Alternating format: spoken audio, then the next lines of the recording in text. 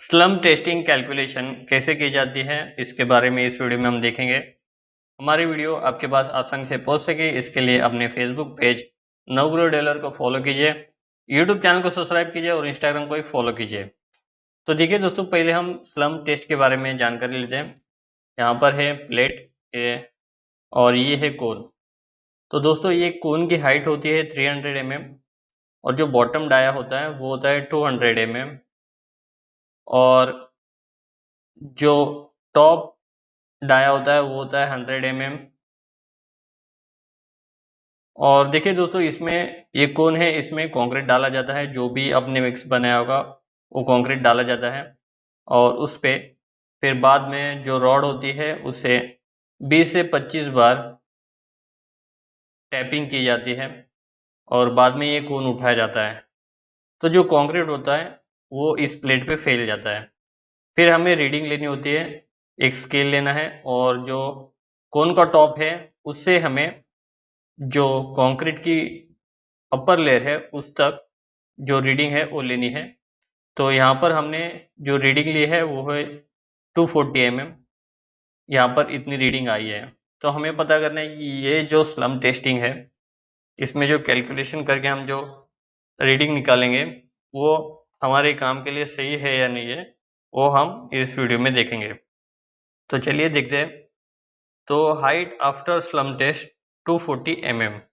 तो यहाँ पर आप देख सकते हो हमने जो टेस्टिंग की है उसमें जो स्लम हाइट आई है वो है 240 mm। तो चलिए देखते हैं।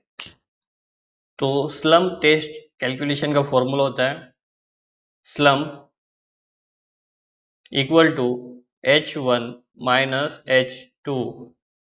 तो यहाँ पर जो H है, H1 है, वो है कोन हाइट, कोन हाइट जो कि 300 mm है यहाँ पर। और H2 है हाइट ऑफ कंक्रीट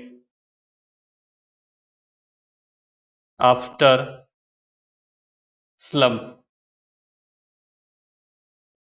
तो आपको समझ में आया, H1 यानी कि कोन हाइट और H2 यानी कि जो कंक्रीट आफ्टर स्लम हाइट है उसे H2 कहा जाता है। तो यहाँ पर हम जो गिवन है वो ऐड कर लेते हैं। तो कोन की हाइट कितनी है, वो है 300 mm माइनस जो height of concrete after slump है वो है 240 mm। तो यहाँ पर आंसर आएगा दोस्तों 60 mm। तो दोस्तों यहाँ पर आया स्लम्प 60 mm। तो अभी हम देखेंगे कि 60 mm कौन सी कैटेगरी में आता है, कौन से वर्क में आता है। तो चलिए देखते हैं। तो टाइप ऑफ वर्क,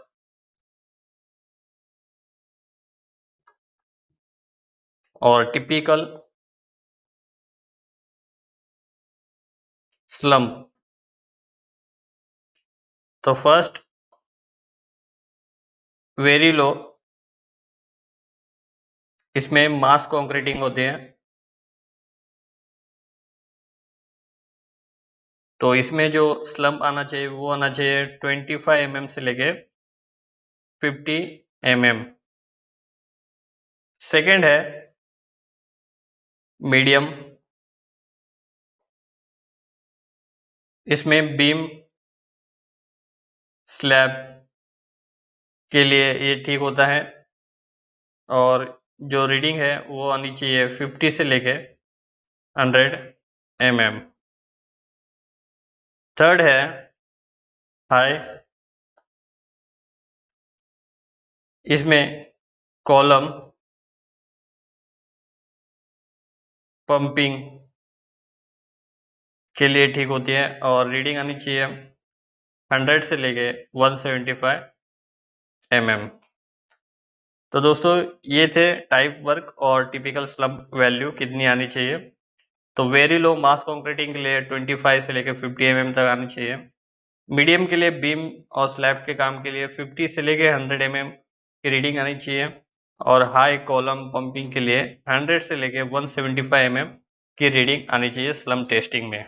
तो दोस्तों ये था स्लम टेस्टिंग कैलकुलेशन। आपको कुछ भी डाउट होगा कमेंट सेक्शन में लिख देना।